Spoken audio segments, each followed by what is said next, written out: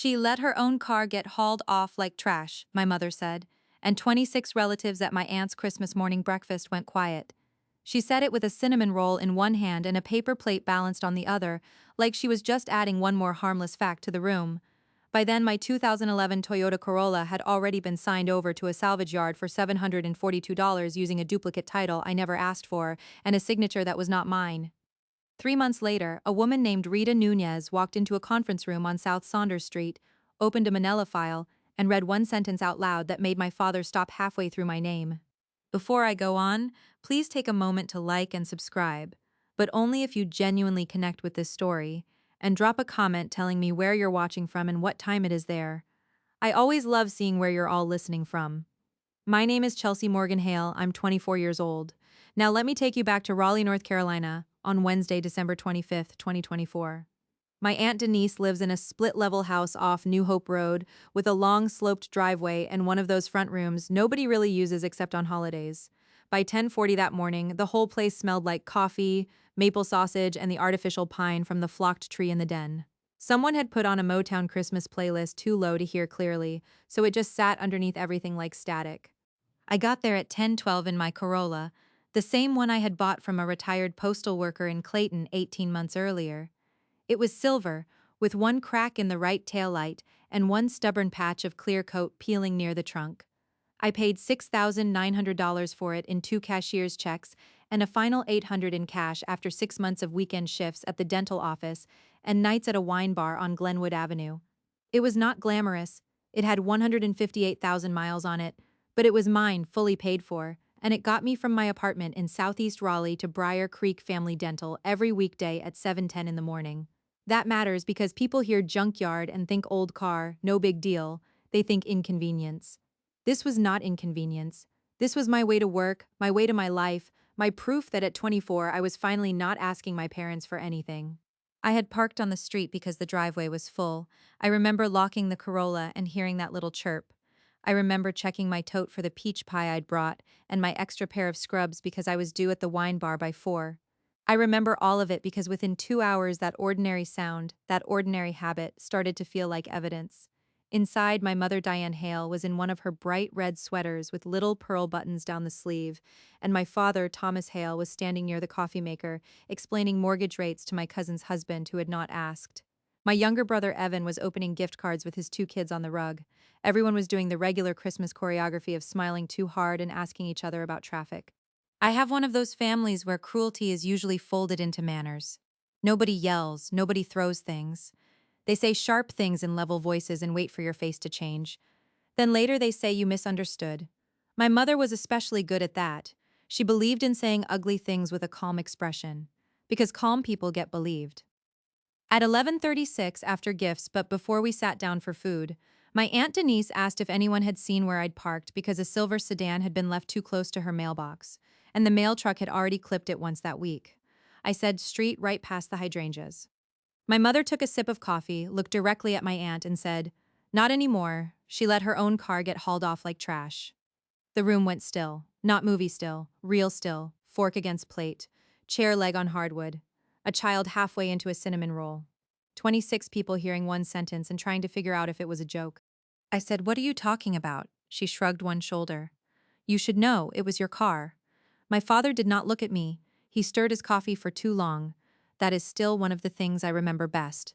The spoon tapping the mug, tap, tap, tap, like if he kept his hands busy enough, he would not have to pick a side. I put my plate down on the sideboard next to the deviled eggs. "Where is my car?" My mother gave the room a small, sad smile, the one she uses when she wants to look patient in public. "Chelsea, do not do this here. If you had dealt with the notices, it would not have come to this. There had been no notices, there had been no this." But she had already chosen the language she wanted everyone else to hear. Responsible people handle notices. Irresponsible girls create scenes on Christmas. I took out my phone and walked to the front window. The street was visible through the sheer curtain. My spot was empty. I called my own number first, because shock makes you stupid in simple ways. Then I called the non-emergency line for Raleigh police with my thumb slipping on the screen. The dispatcher took the plate number and VIN from my registration card in my Glovebox app, put me on hold for 47 seconds, and came back to tell me there was no theft report. There was, however, a tow record from 7:28 that morning to Capital Auto Salvage on Wilmington Street. I asked her to repeat the company name twice. Behind me, I could feel the room pretending not to listen. I could smell reheated ham and my aunt's vanilla candle and that chemical sweetness from wrapping paper. I remember thinking, absurdly, I need to keep my voice normal, I said. Why would a salvage yard tow a legally parked car from a residential street on Christmas morning? The dispatcher said, Ma'am, according to the record, they were the lawful transferee of the vehicle. It was not a city tow. That sentence took a second to settle. Lawful transferee. Not stolen, not random. Somebody had signed my car away. I turned around and looked straight at my parents. What did you do? My father finally looked up. Chelsea, lower your voice. I wasn't shouting, he just needed the room to think I was. My mother set her plate down. Your father handled an old title issue because you never do paperwork on time. We had to clean up a mess that should have been simple, I said. You do not have my title. She said, we did what was necessary. That is the thing about people like my mother. She says theft like administration. She says betrayal like tidying up. If you have ever had that moment where you know everything is about to change, not in a dramatic way, in a paperwork way, in the kind of way that ruins your next 3 months, one phone call at a time, then you know the feeling I had standing in my aunt's front room with everybody suddenly interested in their coffee. I did not scream, I did not cry. Instead, I opened the Notes app on my phone and typed the time. 11:42 a.m. Mom said Dad handled old title issue. We did what was necessary. Then I put my phone back in my pocket and asked one more question. What exactly did you sign? My father said enough. We are not doing this in your aunt's house. I left without eating. My cousin Tasha followed me outside with my coat and said very softly, your dad was out at 6 this morning with one of those yellow toe slips. Then she looked back at the house like she regretted the sentence before she'd finished it. I thought maybe he was helping somebody. I nodded. Thank you. She did not say anything else. She was the first person who knew something and stayed silent for a few hours. She would not be the last. My lift to Capital Auto Salvage cost $29.70 because holiday surge pricing was on, and because humiliation apparently comes with fees. The driver smelled like peppermint gum and gasoline and had the radio turned to a sermon station. I spent the whole ride pulling up my insurance app, my registration, every photo I had of the Corolla. There were 32 pictures, tire receipt from July, windshield chip from September, the cracked taillight from the parking lot incident in August, proof that this was not some abandoned family relic. This was my current car in active use. Capital Auto Salvage sat behind a rusted chain-link fence with faded red lettering and stacks of stripped frames lined up like ribs. Even on Christmas, there was one office light on. The lobby smelled like burned coffee, wet cardboard, and transmission fluid. A man in a Panthers hoodie behind the counter told me they were only there for intake emergencies, and I said, my name is Chelsea Hale and someone just stole my car by title transfer. His face changed a little at the words title transfer, not panic, recognition. He asked for the VIN. I read it to him. He typed for maybe 15 seconds and then stopped. Vehicle came in this morning at 7:49, seller listed as owner. Thomas Hale. I said, that is my father. He is not the owner. The man turned his monitor a quarter-inch away from me. Not enough to be rude, just enough to follow policy. You need to talk to Rita. She handles title paperwork. She is not back until Thursday. What happened to my car? He glanced through the window toward the yard. Has not been crushed yet. Intake only. I think my knees actually loosened for a second. Not relief exactly, more like a delay in being destroyed. He printed the intake sheet because, as he put it, if this is bad, it is already bad. His name tag said Leon Mercer. The sheet listed the date, the amount, my VIN, and duplicate title presented. Under seller's signature was something that looked like my name written by someone watching my name from across the street. I know my signature. Everyone does. There is a way your own hand curves that your body recognizes before your brain does. This one was wrong in 3 places. The H in Hale was too tall. The C in Chelsea was closed at the top. The final A trailed off like somebody had copied it from memory. I took pictures of everything. Front, back, zoomed in, timestamps on. Then I asked if they would hold the vehicle. Leon said, I can put a stop note on disposal for 72 hours pending ownership review. Do it, he nodded. You need DMV records, duplicate title request, maybe ID verification. Come back with those and Rita. I thanked him. I remember that too. thanking the man in the salvage yard office while my hands were shaking hard enough to blur my camera. That is what surviving some families does to you. It makes you polite in emergencies.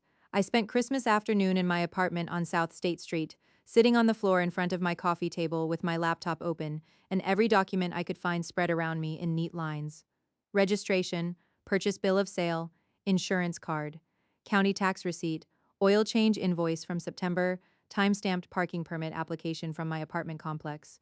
My lease, my work schedule, I needed to build a clean timeline because I could already hear my mother's version forming in other people's mouths. Chelsea was behind on something. Chelsea abandoned it. Chelsea signed something and forgot. Chelsea is being dramatic because it is Christmas. I made a folder in Google Drive called Corolla, then subfolders, title, insurance, tow, family texts, audio notes. That is how long it took them to erase me. One breakfast, one forged signature, one tow truck before 8 a.m. By 2:15, my phone started buzzing. First my Aunt Denise, then my brother, then two cousins. Same basic script. Your mom says there was confusion about the title. Your dad says it was still partly a family car. Your mother says you had agreed to scrap it because repairs were too expensive. I texted back the same sentence to each person. I did not agree to any transfer. I have the bill of sale, registration, insurance, and salvage intake sheet. Please do not repeat false information. That wording was not accidental. I wanted screenshots. I wanted them to know I was writing for records now. At 3:08, my mother called. I let it go to voicemail. Her message was 52 seconds long. Calm, measured, infuriating. Chelsea, I need you to stop making calls. You're upsetting people and causing confusion on a holiday. Your father corrected a title problem because that vehicle was originally purchased with family support. If you continue misrepresenting this, we will have to deal with it differently. I suggest you come by tomorrow and speak with us privately. Family support. They had loaned me $300 for tires once, which I paid back through Zelle over 3 weeks. I still had the transfer history. I saved the voicemail and exported it to the folder. Then I called the one person in my life who does not flinch around paper. My friend Nina Patel.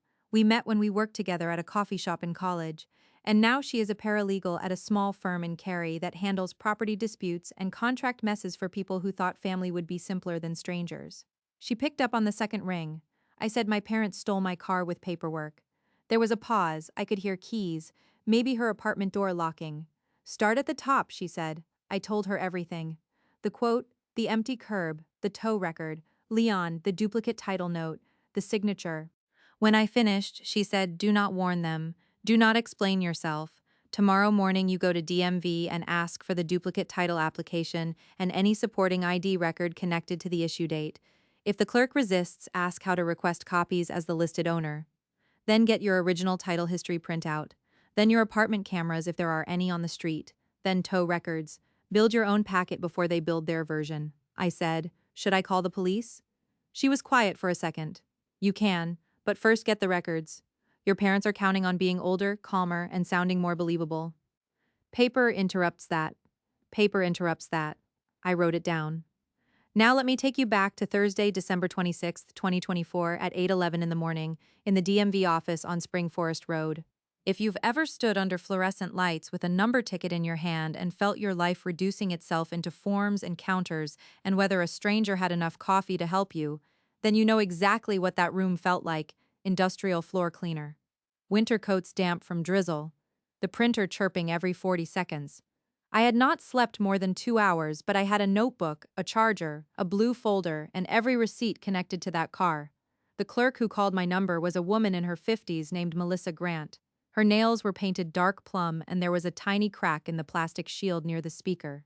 I slid over my registration and my license and said, I need the title history and a copy of any duplicate title application issued on my vehicle. I did not request one. She asked for the VIN and typed. Her expression stayed neutral for about 10 seconds, then changed in that tiny professional way.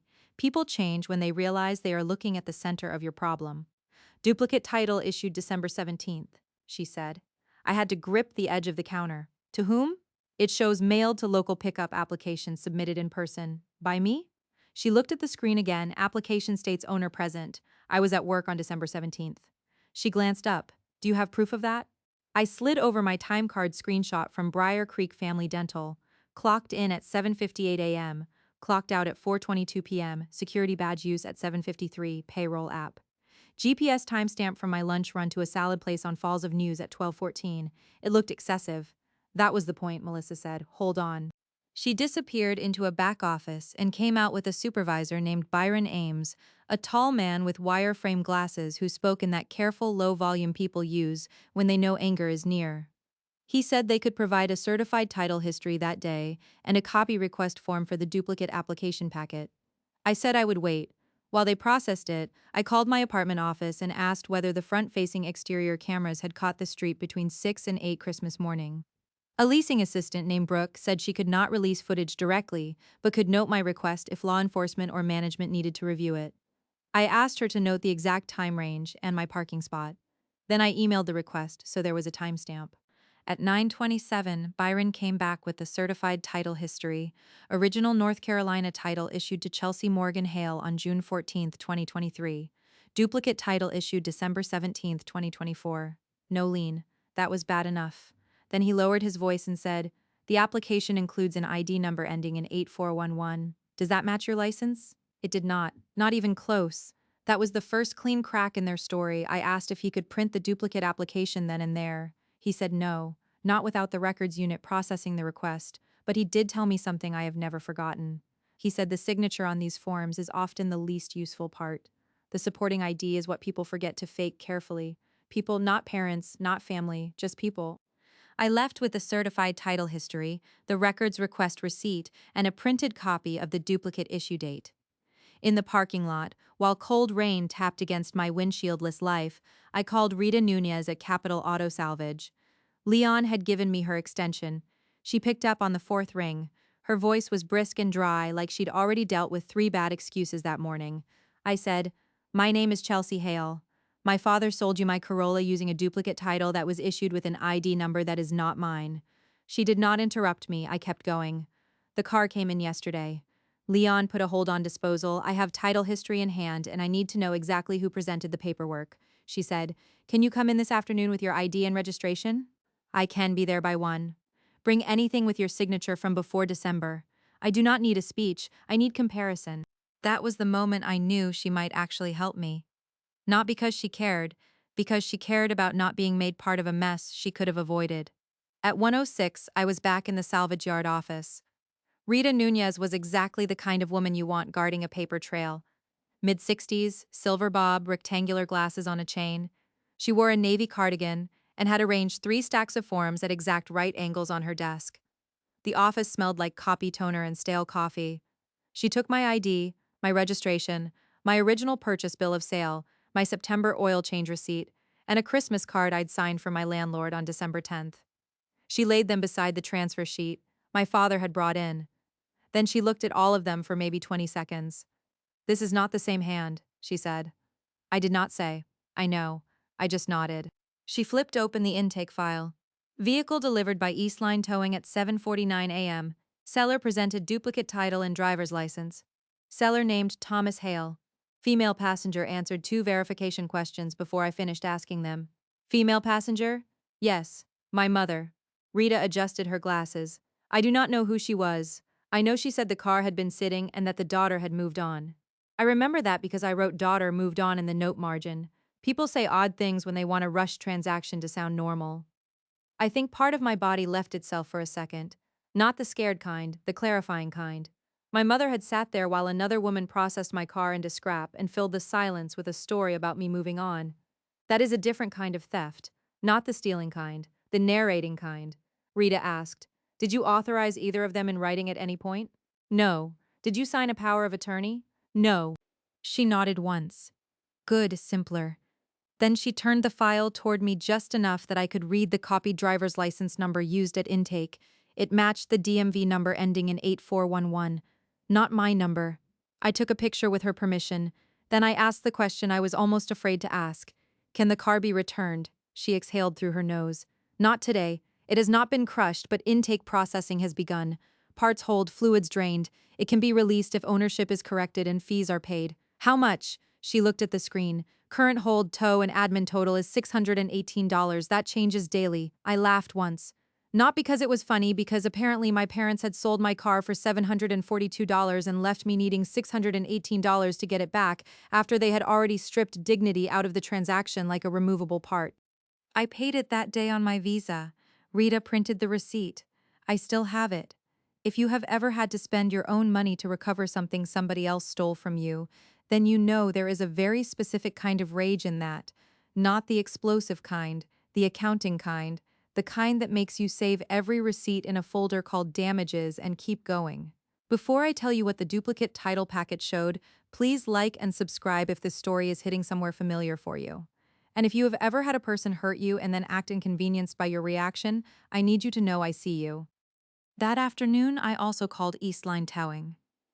Their dispatcher, a man named Curtis Bell, confirmed a private party pickup had been booked for 6:30 Christmas morning from New Hope Road and billed to Thomas Hale. I asked if the pickup driver wore body cam. He said no, but drivers took arrival photos. He could not send them to me directly without management approval, but he noted my dispute and gave me the job number. By 5:18, I had enough to know this was not confusion. It was a sequence. December 17th, duplicate title issued using an ID number that was not mine. December 25th, 6:30 a.m., tow scheduled by my father. 7:49 a.m., salvage intake completed with my parents both present. 11:36 a.m., public humiliation at Christmas breakfast to get ahead of my side of the story. I drove home in a rental Nissan Sentra that smelled like air freshener and wet fabric and cried exactly once at a red light near Pool Road because I realized I had no idea whether my parents had planned this for weeks or months. Then the light changed and I kept driving. The duplicate title application packet arrived by email on Monday, December 30th at 9:14 in the morning. I was at the front desk at Briar Creek Family Dental, checking a patient in named Mrs. Hollenbeck for a crown fitting when the notification appeared. I finished handing her the clipboard, smiled, and said, "Take your time." Then I walked into the supply closet, shut the door, and opened the PDF. The application had my printed name, my old address from 2 apartments ago, the wrong driver's license number, and a signature that looked like my father trying to write delicately. Attached was a photocopy of an out-of-state ID from South Carolina in the name of Chelsea M. Hale, same birthday, same month and day, wrong address, and a photo that was not me. Similar hair color, wrong face. I stared at it until the shelf of fluoride varnish packets went blurry. That was the first time I let myself say the whole sentence in my head. My parents did not just sign my car over. They used fake identification to get a duplicate title issued and then sold the car before I knew the title existed. At lunch, I sent the packet to Nina. She called me 9 minutes later. "Chelsea, this is sloppy and bold at the same time." "I know. Do your parents know you have this yet?" "No." "Good. Keep it that way. You need one more neutral witness if possible. Somebody from DMV who can say the ID did not match the issuing record." "Not your friend. Not you. Them." I said. "How do I get that?" she said. "You ask, calmly, in person. People help organized women more than frantic ones. It is not fair, but use it." On Thursday, January 2nd, 2025, at 10:33 in the morning, I went back to the DMV office with a stapled packet and tabs. Melissa was there again. I showed her the fake ID copy from the duplicate file next to my real North Carolina license. She frowned. "This is not our format." "I know." She got Byron. He compared the number on the fake ID to my actual customer profile and said, with the same careful tone as before, "This number is not assigned to you in our system." Then he printed a one-page customer identification summary showing my actual license number and current photo. I asked if he would initial and date it where he had noted the mismatch. He hesitated, then did. That page became the hinge. At 6:40 that evening, my brother Evan showed up at my apartment with a grocery store rotisserie chicken and a six-pack of ginger ale, which is how he handles all family disasters, by pretending they are practical. He stood in my doorway in his work boots and said, "Mom says you're spiraling." I stepped aside and let him in because, unlike our parents, he at least comes in person. He sat at my tiny kitchen table while I laid out the title history, the duplicate packet, the wrong ID number, Rita's release receipt, the tow job number, and the text messages. He did not touch anything. He just looked. Finally, he said, "Dad told me the Corolla was still in his name somewhere." "It wasn't." He said he had old paperwork. "He didn't. He said you were going to miss payments and lose it anyway." I owned it outright. Silence. The refrigerator hummed. My upstairs neighbor dragged something heavy across her floor. Evan rubbed his thumb against the label of the ginger ale bottle and said the sentence I knew was coming. I saw them leave early Christmas morning. I looked at him. He kept his eyes on the table. Dad had your spare key fob. Remember when he borrowed your car in October to get mulch because his truck battery was dead? He had it copied. I knew because I was with him at Ace Hardware and then at that key place off Capitol Boulevard. He told me not to mention it because he wanted to surprise you and put gas in your car sometime. I did not say anything, he swallowed. Then on Christmas morning, Mom told me they were going to move your car because Denise's mailbox was an issue. I believed that until she said what she said in the house. Then I knew. I asked, "Why didn't you tell me right then?" he said, very quietly. "Because I wanted to be wrong for another hour." That sentence cost him something to say. I could hear it. He wasn't innocent, but he wasn't nothing either. He gave me the store name, the date in October, and the rough time. I wrote it all down. That night I added another tab to the folder, key copy. There is a point in stories like this where people expect a dramatic confrontation. They expect you to storm into your parents' house and slam papers on a table. But families like mine feed on live emotion. They use your worst 5 minutes to erase their worst 5 weeks. I did not give them that. I didn't go over there, I didn't threaten. Instead, I built the packet. By January 8th, the packet was 113 pages. Title history, duplicate application and fake ID, comparison signatures from 6 prior records, insurance proof, registration, bill of sale, tax receipt, tow job number confirmation, salvage intake sheet, release receipt for $618, voicemail from my mother, text from relatives repeating my parents' story, time card proving I was at work when the duplicate title was issued, customer ID summary initialed by DMV supervisor, a note about the copied spare key from October. Timeline.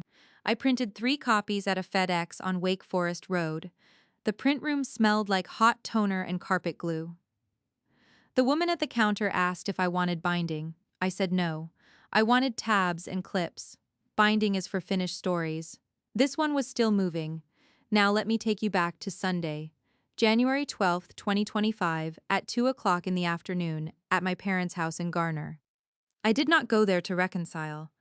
I went because my mother had invited half the family for a belated Christmas lunch, and I knew she would use that room the same way she had used my Aunt Denise's.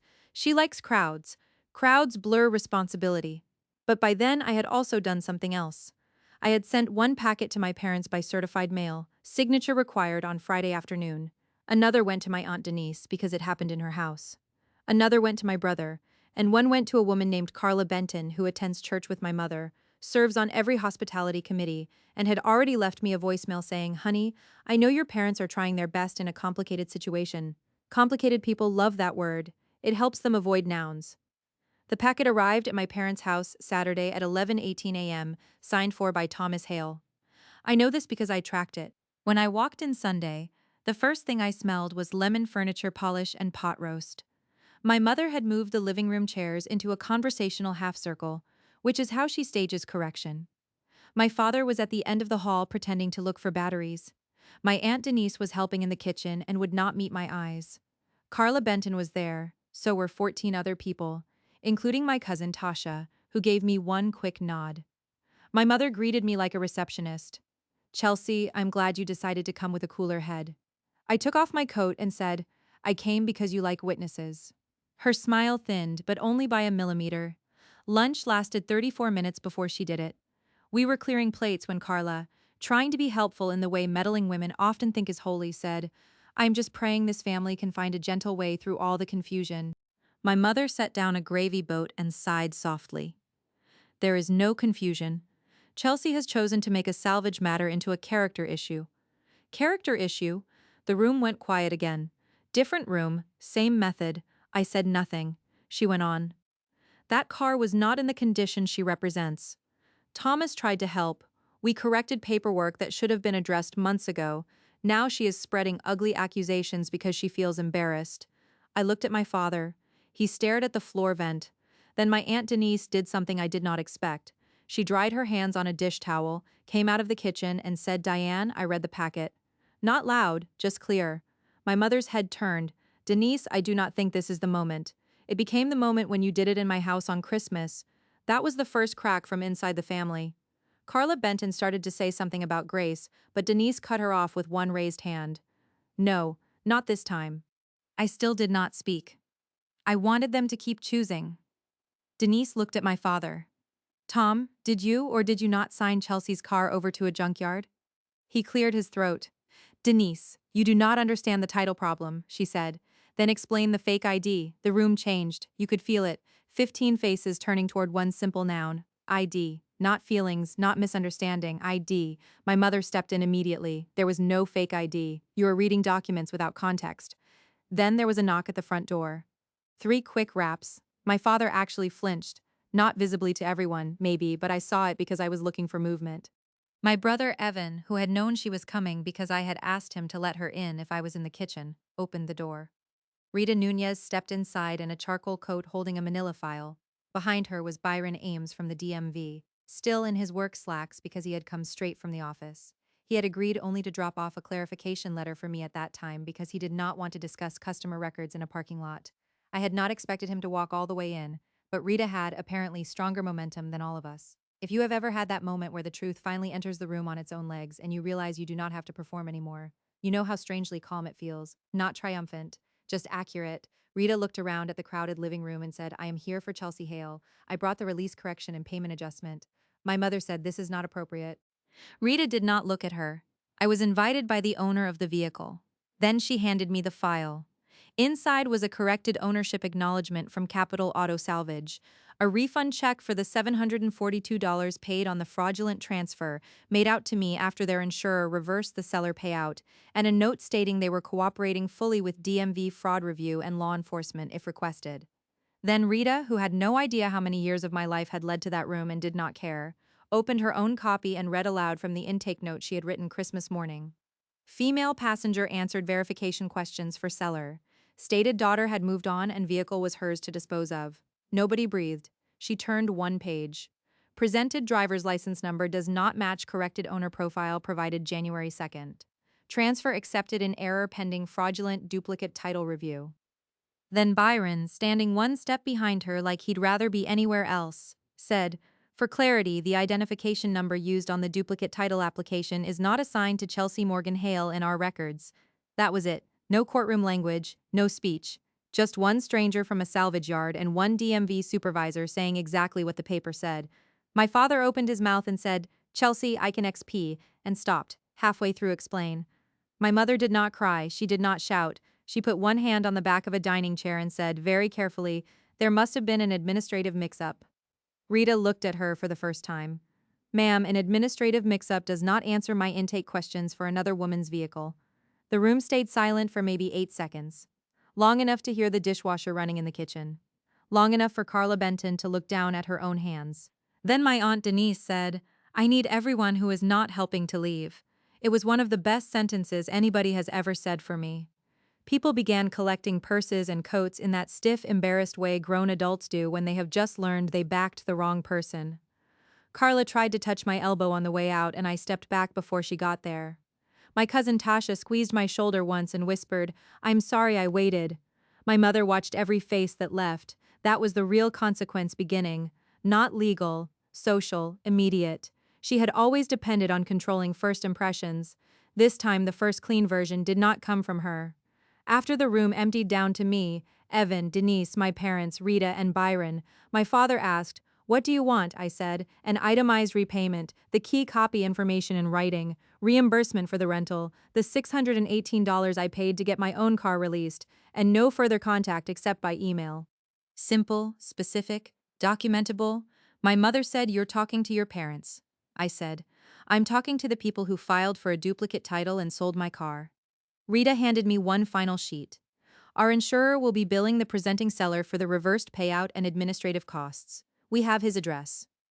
My father sat down. It is hard to explain what that looked like if you did not grow up with a man who believed being seated last meant he was still in charge. This was different. He sat because his legs had information before his ego did. Byron said he needed to go and asked me to email if I wanted copies of any further review notices. I thanked him. Rita nodded to me once, packed her file, and left. Professionals are good like that. They enter your family disaster, state one truth, and go back to their own lives. After they were gone, my mother tried one more version. We were trying to force you to stop wasting money on that car. I looked at her. You sold a running car for $742 and then laughed about it at breakfast. She said nothing. My father asked if this could be handled inside the family, I said. You already took it outside the family when you used DMV records, a tow company, and a salvage yard. That ended the conversation. The concrete price came in pieces, which is usually how real life works. The first piece was money. On Wednesday, January 15th, my father emailed a scanned cashier's check for $1,411.86, then dropped off the original in my mailbox after dark. That covered the $618 release fee, $324.16 in rental charges, $29.70 for the Christmas lift, $73 in DMV and copy fees, and the remainder for 2 missed bar shifts and towing-related mileage I documented by date. He did not argue the amounts because he knew every line item had a receipt. The second piece was access. Capital Auto Salvage's insurer sent formal demand letters to my parents for the reversed $742 seller payment plus $850 in administrative costs tied to the bad transfer. They were no longer just dealing with me. They were dealing with a business that wanted its books corrected. The third piece was official. On January 23rd, DMV Fraud Review contacted me to confirm they had opened an internal case on the duplicate title application because the supporting identification did not match the actual owner profile. They asked for my copy of the intake sheet and the comparison signatures. I sent everything by secure upload within an hour. 2 weeks later, I got notice that the duplicate title had been voided and flagged as fraudulent in the vehicle record. The case summary included my father's name as the presenting party tied to the downstream transfer. That mattered to me more than I expected, not because a bureaucracy agreed with me, because the record itself had been corrected. The lie no longer sat in my file pretending to be neutral. Then there was the church. I did not plan that part. My mother did. Carla Benton, who had called me complicated, was also the volunteer who coordinated meals and transportation for older members at their church. My mother had been angling for that coordinator role for over a year because it comes with attention, keys, and a little office by the fellowship hall. On Sunday, January 26th, Carla called me and asked if the packet I had mailed was fully accurate. I said every page. She went very quiet. Then she said, "Diane told us you had signed over an unsafe vehicle and then regretted it." I didn't. By Tuesday, my mother had been removed from the church transportation committee pending integrity concerns involving documentation and member trust. Carla used those exact words in the voicemail she left me, sounding embarrassed to be part of the relay. My mother loved that committee. Loved the visibility, loved holding sign-up sheets and being needed. She lost the role, and more importantly to her, access to the circle of women who treated her like the efficient center of every room. My father paid in a different currency. He manages inventory for a regional building supply company in Clayton, and one of the things his job requires is a company fuel card and independent pickup authorization for customer transfers. Sometime in early February, after the insurer's demand and the DMV review started circulating in practical ways, his supervisor restricted both pending documentation review. I know this because Evan told me and because my father sent me one of the most humiliating emails I have ever received from him asking if I would confirm to any third parties that this was a family misunderstanding. I did not answer. 2 weeks later, his authorization was not restored. He was moved to warehouse-only duties and lost his quarterly vehicle stipend, which had been $400 a month. That is what I mean when I say the villain pays a concrete price, not vibes, not shame, money, access, roll record. People always ask if I got the Corolla back whole, sort of. It took almost 3 weeks to fully reverse the salvage hold and re-clear the title line with my insurer, and during that time the yard had already drained fluids and removed the battery. The front bumper also came back with a fresh scrape that had not been there before. I paid to restore what I could and sold it in March for $5,800 to a nursing student in Fuquay-Varina who needed exactly what I had once needed. She hugged me after the test drive because the AC worked and the tires were new. I took that money, added my tax refund, and bought a 2015 Honda Civic from a dealership in Cary with every document triple-checked and the title mailed to a P.O. box only I control. My parents emailed twice after that. The first was from my mother on February 3rd at 6:18 a.m. subject line, Family Healing. She wrote 3 paragraphs about stress, aging, my father's blood pressure, my tendency toward absolutist thinking, and how public embarrassment helps no one. She did not say forged. She did not say fake ID. She did not say sold. I read it once, saved it to the folder, and did not reply. The second was from my father on March 9th at 9:41 p.m. subject line.